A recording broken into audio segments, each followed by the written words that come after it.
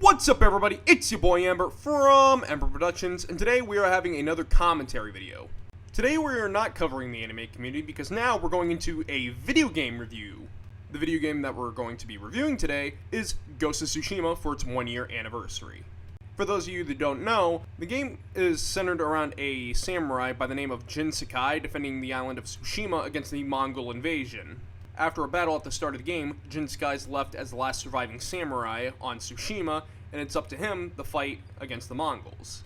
Throughout the entire game, Jin Sakai adopts more and more dishonorable tactics for a samurai, which eventually leads him to be dishonored by the shogun and his uncle, who is basically the leader of the samurai on the island, but is recognized as a hero and a legend among the people of the island of Tsushima. Just to preface this review, I personally hold Ghost of Tsushima as one of the best games made in recent years. But this review is going to look over technical standpoints of the game, such as gameplay, story, and other elements that are important to building a good game. With that being said, let's get into this review. And welcome to Ember's Hot Takes. Now, when it comes to video games, I usually hold 5 sections in review. The first section being gameplay. My personal philosophy is that gameplay is basically the most important element when it comes to a game, because if it's not fun, it's not going to be something you're going to enjoy. A game can look as beautiful as it wants, but without being fun or enjoyable, it's not worth it. For Ghost of Tsushima, I think they get a star for their gameplay. With the combat system, it's very smooth and letting you have different advantages depending on how you play. So, say with the stances, it allows you to be able to attack enemies with more effectiveness than a one stance would be for another enemy. With other gameplay mechanics like the wind guiding you in the direction of your current mission, or the birds and the foxes leading you to certain side events, it's actually a very effective gameplay mechanic. They are effective because they both fit into the lore of Japan, which is what the game is trying to be accurate to, as well as not bogging down with something like a HUD. The gameplay is also improved by having a variety of enemies, as well as side quests that never seem to get uninteresting. The game rewards you for exploring its open world, as well as doing all the side quests. Honestly, through my first run of the game, I went through all the side quests, and I never got bored of it. Now this will lead me into my next section, that being the characters of the game. Honestly speaking, all the characters are pretty likable, so I think this game also gets a star for that. Jin Sakai, the main protagonist, he's a very relatable character. Jin has a lot of guilt after the death of his father and became a samurai after being taken into care by his uncle. And overall, he works to defend his home because he failed to protect his father in the past. He struggles to prove himself to both his uncle and his people because of that failure. By the end of the game, Jin Sakai threw away most of his morals to protect his people. Other characters, like say side characters like Yuna, also have pretty relatable goals. She wants to protect her brother, but once she loses him, she dedicates herself to your cause so she can help save Tsushima. Even one of the main antagonists, Ryuzo, after he betrays Jin Sakai, he has a pretty good reason. 1, so he can feed his men, and 2, so that the Straw Hat Ronin can survive. After the betrayal, we see Ryuzo regret most of his actions when he's forced to do horrible things to his own people, and even in the end, he tried to come back to Jin's side, but even then, it was too late. For a majority of the time, you can actually relate to some of the characters, because they have pretty relatable goals and pretty likable personalities. Even buffoons like Kenji are pretty likable. With that being said, it is time to move into the next section, the story. I'm probably going to start to sound like a broken record, but this is another star for Ghost of Tsushima.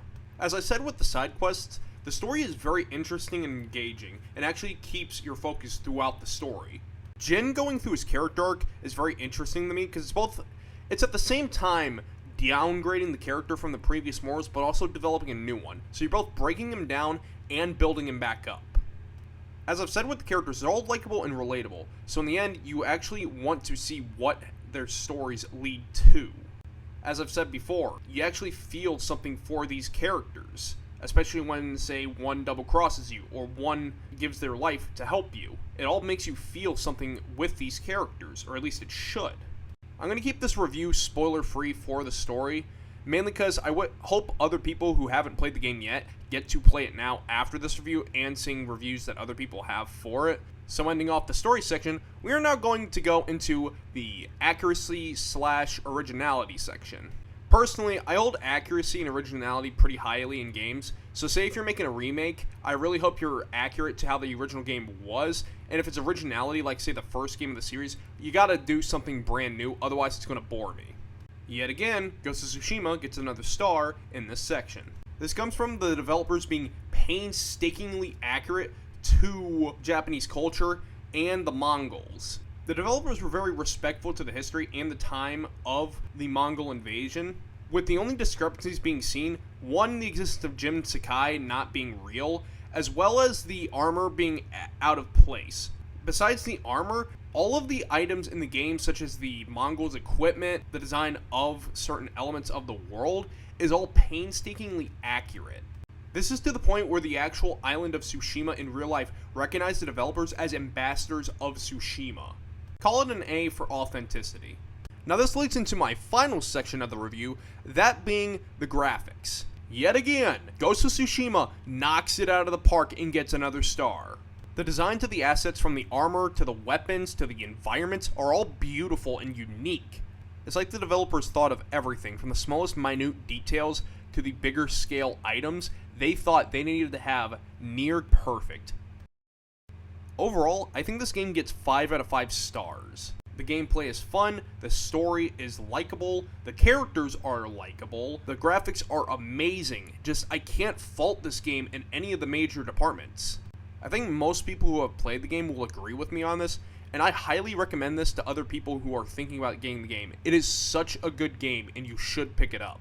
Then again, that's just my opinion. If you disagree, leave a comment. If you do agree, leave a comment, because I want to hear your opinion on this subject. Thank you for watching this video. I had fun recording and had fun making it. I really do enjoy Ghost of Tsushima, and I'm glad I was able to make this review for its 1-year anniversary, and I do plan on picking up the DLC. Hell, I may even record my first run and upload it to the channel. But until then, hope you all have a good day. Thank you guys for watching, and bye-bye!